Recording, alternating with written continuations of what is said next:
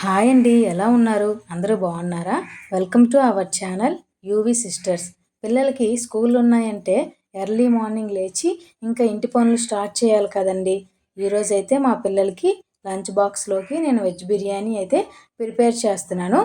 ఎందుకు చేస్తున్నానంటే ఈరోజు స్పెషల్ ఏంటంటే మా చిన్న పాప లెగ్గానే మమ్మీ ఈరోజు నేను స్కూల్కి వెళ్ళను అని మారం చేసిందండి. తనకు వెంటనే నీకు ఈరోజు లంచ్లోకి నేను బిర్యానీ చేసి పెడతాను అని చెప్పగానే ఓకే మమ్మీ అని చెప్పింది ఫ్రెండ్స్.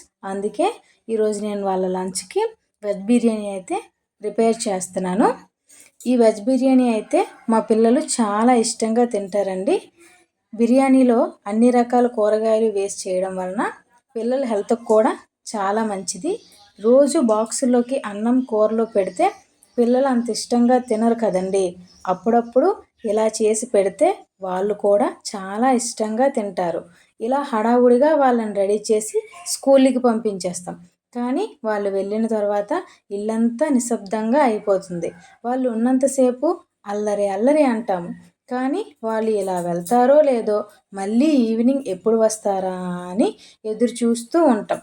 మనకి ఏ పని తోచదు. ఏ పని చేసినా వాళ్ళే గుర్తొస్తూ ఉంటారు. మనం ఇంట్లోనే ఉంటాం కానీ మన దృష్టి మొత్తం వాళ్ళ మీదనే ఉంటుంది. పెట్టిన లంచ్ తిన్నారో లేదో, ఏం చేస్తున్నారో, ఎలా ఉన్నారో, ఎప్పుడు వస్తారో అని ఇవన్నీ ఆలోచిస్తూ డే మొత్తం గడిపేస్తాం కదా ఫ్రెండ్స్.